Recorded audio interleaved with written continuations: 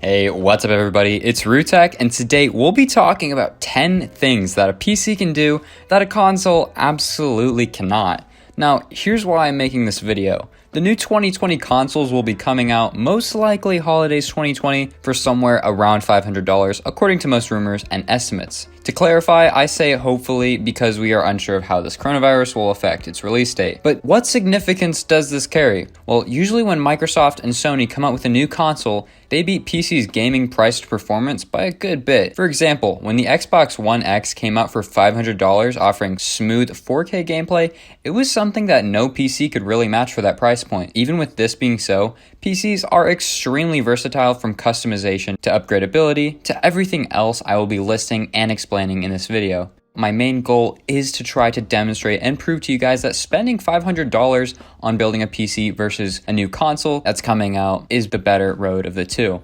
Now, this has nothing to do with me thinking, oh, PC master race, or PC better than console, console bad. Yeah, no. I just simply believe that it's a better investment. The PC offers so much more for the money you pay. Now, before we get straight into it, I would really appreciate it if you checked out my channel. I post PC tech videos among other things. Also, if you have any comments or questions as the video goes along, be sure to drop a comment. If you like the video, drop a like.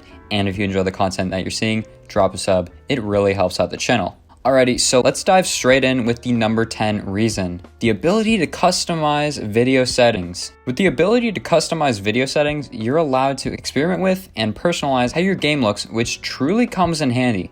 For example, if you're not a big fan of the dark, distracting shadows in Fortnite, you can shut them right off.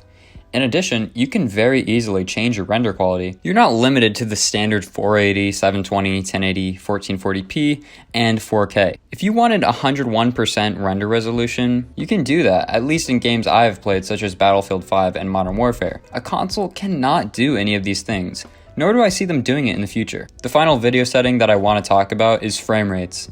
The next consoles are confirmed to only support 120 Hz. With PCs, you can hit upwards of 240 Hz. As a matter of fact, display companies are starting to manufacture 360 Hz monitors, which is a number 3 times higher than the highest supported refresh rate output of the new 2020 consoles. Next up, in our number 9 reason, we have the small indie games and mods. Now, most new games, when made by small or new developers, are released on PC. This isn't because the devs are incapable of optimizing their games for consoles, but because it's so much harder to get a game on the PlayStation Store or Xbox Store when compared to Steam, for example. And if said developer gets denied on Steam, then they can just set up a download on their own website. The point is, small developers can very easily set their new game up for download, whether they use a game store or not. So if you see a small underrated game that you'd really like to play, chances have it that you won't be able to play it on a console. An example of this is when Minecraft first came out in 2009. It was a PC-only game and didn't belong to any game stores. It took an entire 3 years for it to expand over to console, and this is only one of the many examples. The second thing I mentioned is mods. If you see a cool mod for Call of Duty Zombies, Battlefront 2, or Minecraft for instance, you won't be able to get it on console, period. Consoles just don't allow you to modify the game in such ways, which is unfortunate, but it's the truth. Now my number 8 reason is sales. If you've never experienced and bought games during a Steam sale, you're truly missing out. Games on PC tend to go on sale a lot more frequently than on consoles. With consoles, in order to get good deals and sales, at least from my knowledge after having played on Xbox for a while a couple years ago, you need to have the premium membership, so meaning PS Plus or Xbox Gold. So you need to be paying $60 a year for $5 to $10 sales on games. They're basically tricking you. You're getting played. You already are paying the extra fee of the sale by paying for the premium membership. Either way, Steam always has huge sales on games, so it's great to be able to buy year-old games for really cheap when Steam sale season arrives. Steam isn't the only store that has sales either. Origin tends to have some phenomenal ones too. At one point, I recall Battlefield 1, a phenomenal title, and some other popular titles were on sale for like $5. Now my number 7 reason is the Windows 10 experience. If you get a PC and you're going to be using it for gaming, needless to say, you'll have a Windows install. Now, Windows offers a ton of customization options. Things like using the task manager, windowing out of your game and multitasking, accessing recorded files immediately of gameplay, and so much more.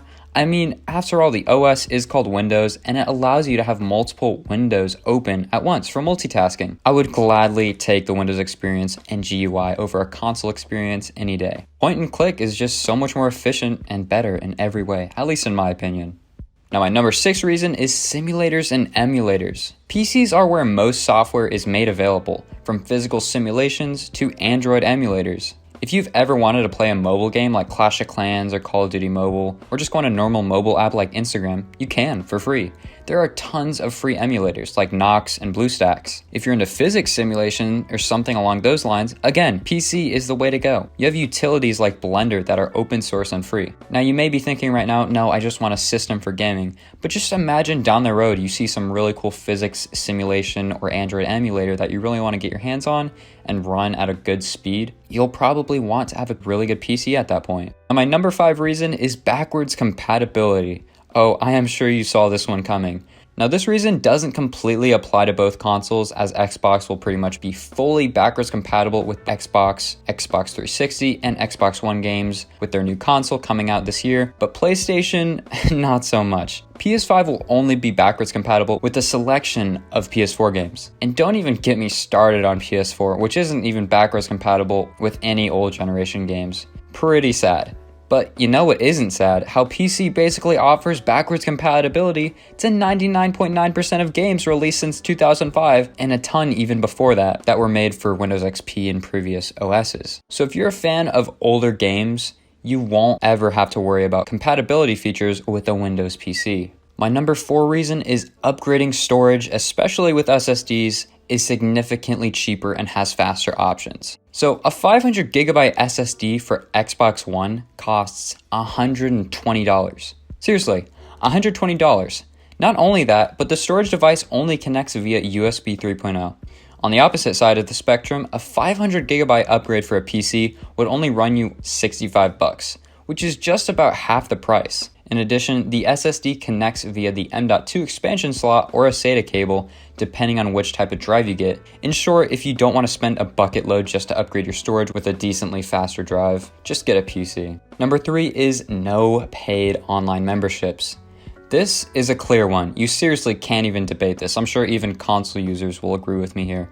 You straight up have to pay $60 a year at a minimum to play games or chat with your friends online. That is truly absurd. I am still surprised that this membership still exists in 2020, simply because of how ridiculous it is. I thought there would have been some crazy outrage by now that made Microsoft and Sony get rid of their gold memberships, but they haven't. With PC, as long as you have an internet connection and own whatever game you'd like to play, you can play online, no extra fees.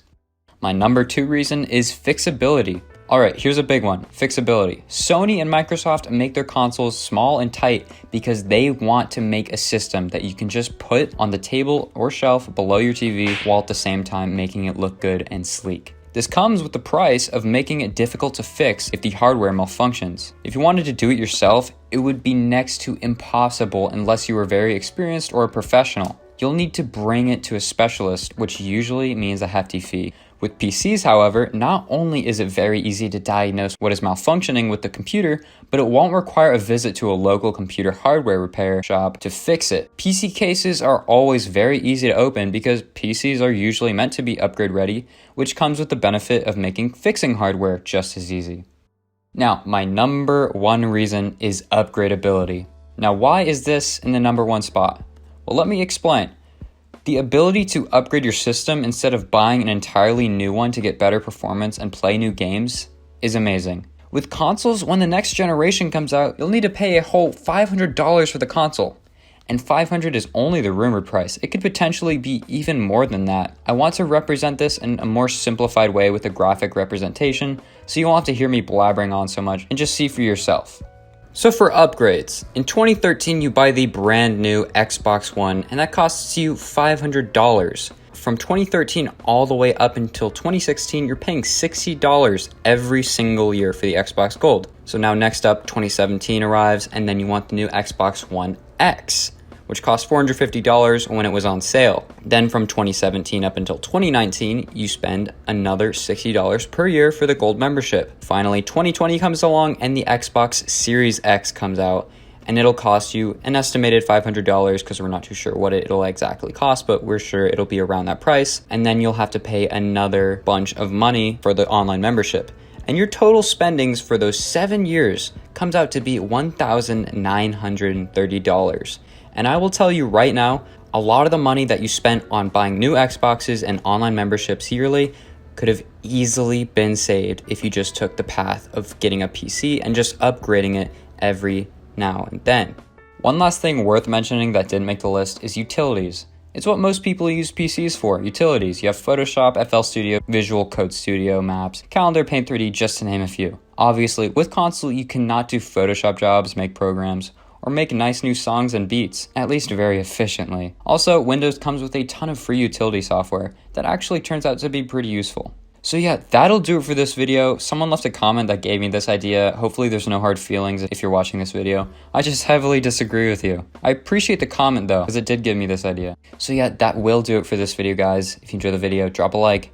Have any comments or questions, drop a comment below and I'll try to get back to you as soon as possible. And if you enjoy the content you're seeing, drop a sub. Really helps me out. Thanks for watching. Peace out.